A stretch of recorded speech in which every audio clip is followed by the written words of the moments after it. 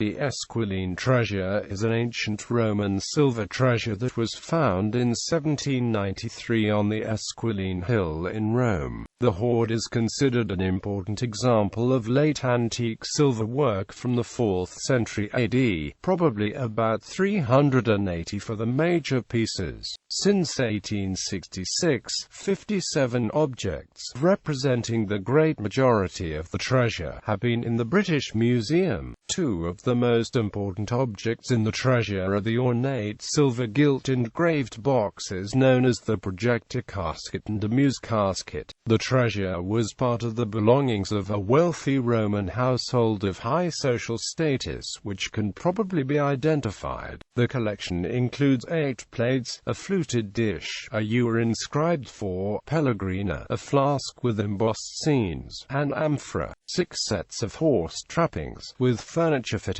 including 4 Tyche figures representing the 4 main cities of the Roman Empire: Rome, Constantinople, Antioch and Alexandria, 2 hands clenching banisters, and an assortment of jewelry. Although a number of large late Roman hoards have been discovered, most are from the fringes of the empire, and very few objects from the period can be presumed to have been made by silversmiths in Rome itself, giving the Esquiline treasure a special significance. This major hoard is displayed in room 41 of the British Museum alongside the Carthage treasure and near the British finds of the Mildenhall treasure, Oxon hoard, Water-Newton treasure and the Corbridge Lanks. It has been observed that the majority of the major surviving late Roman silver hoards are in the British Museum.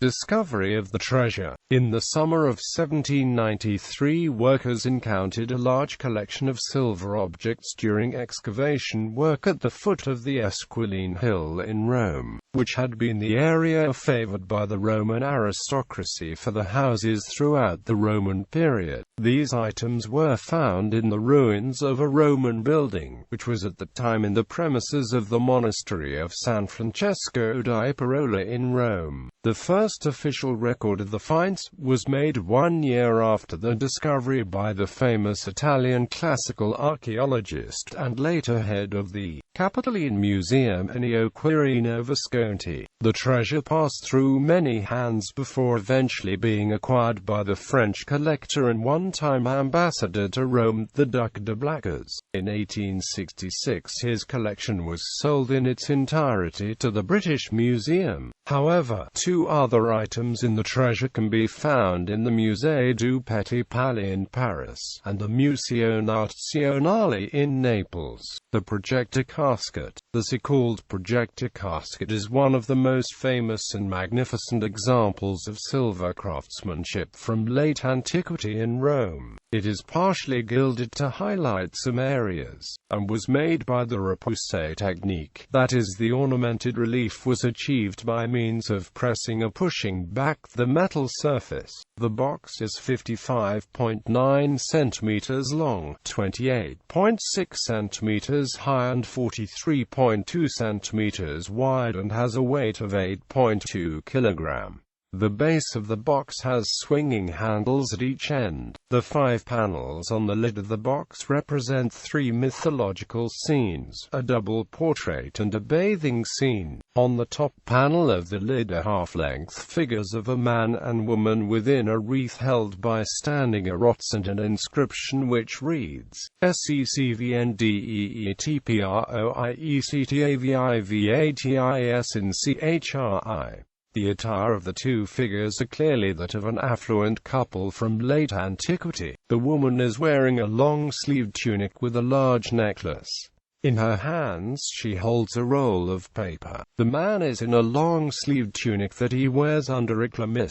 The 4 panels of the box itself depict bathing and dressing scenes, representing the preparations for a grand Roman wedding. These are placed between columns joined by alternating arches and bottomless pediments, all under a frieze with scrolling vines. In one scene, Projector is shown sitting on an ornate chair holding a decorated box similar in shape to the Muse Casket. She wears a long-sleeved tunic under a colobium, a short-sleeved tunic. A smaller inscription on the front rim of the lid gives the weight as XXII3, meaning 22.3s or 22 pounds, 3½ ounces in Roman units. The casket has traveled abroad to several international exhibitions: New York in 1977, 1978, Rimini in 1996, New Delhi in 1997, Mumbai in 1998, Trier in 2007, Paris in 2009, and most recently Chicago in 2012-13. The Muse Casket. Another ornate object in the treasure is the Muse Casket, which is a domed silver box, suspended on 3 chains. It is 25.4 centimeters high and 33 centimeters across. The outside of the box is decorated with relief panels showing 8 of the 9 muses alternating with decorative motifs. Inside the casket were found a set of 5 silver-lidded bottles, or 4 identical silver canisters and 1 silver flask, in the center. These were presumably to hold perfumed oils for toiletries. An apparently identical casket is carried by a female servant on the back panel of the Projector Casket, suggesting that both were commissioned for the same wedding. This casket is also well-traveled, exhibited in New York in 1977, 1978, Rome in 2000, Milan in 2003, Paris in 2009, and most recently Chicago in 2012-13.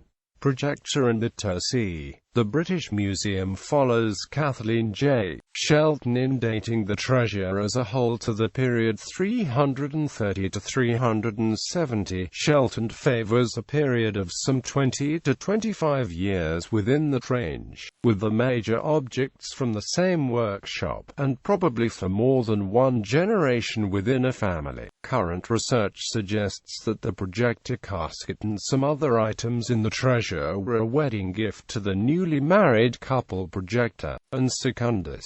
Projector has been associated with an epitaph for a woman of the name who died in 383, shortly before her 17th birthday, written by Pope Damasus I, that was once displayed in the church of San Martino ai Monti, close to where the find was made, though only 9 lines long, and described by Alan Cameron as typically lame and frigid, and a tissue of tags and clichés shakily strung together and barely squeezed into the meter. The epitaph creates a number of puzzles and has generated much scholarly discussion.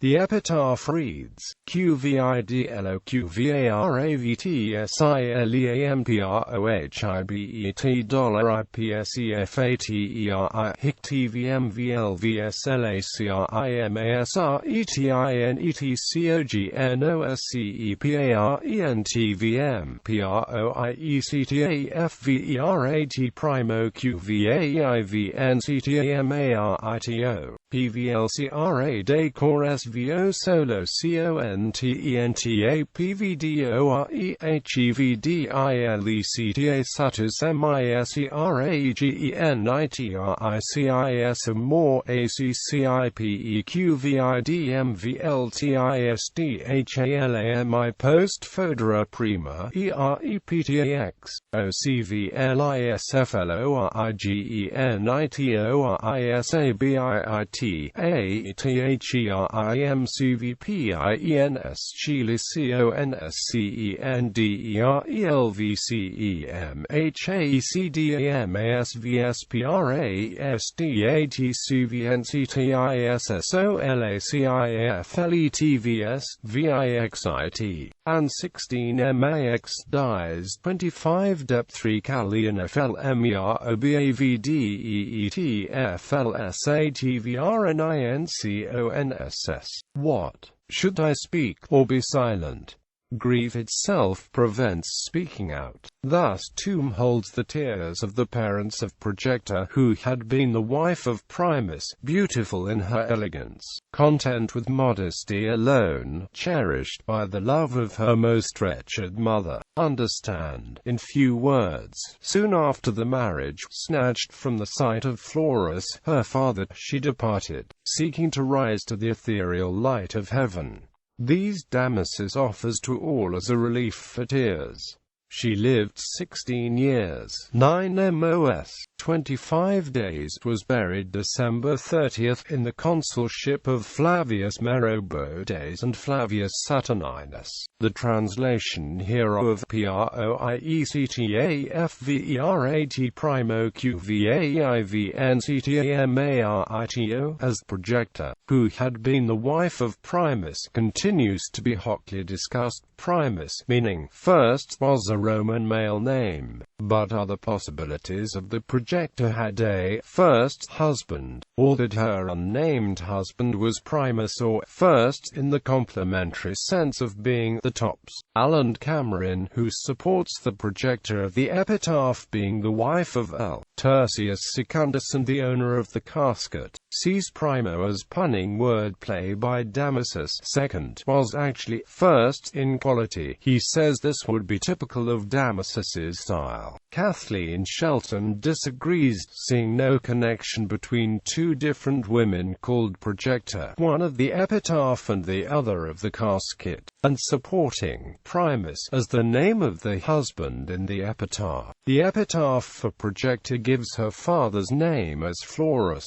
who may be the important and biased Iberian official of the name who was close to Theodosius I, and given great appointments at just this period. He was part of a coterie of Iberian Christians close to the emperor, most seemingly related, which included Pope Damasus. Florus may be the figure of the name depicted with Damasus and a Simon and Peter in a gold glass cup in the Vatican museums, and in another with Simon, suggesting a circle of friends, or at least associates. 2 pieces of silver plate, a rectangular dish and a circular one, were inscribed with a monogram that has been translated as standing for Projecta Tertii. Based on this evidence, some scholars have suggested that Projecta was married to L. Tertius Secundus, and given her age this must have been not long before 383.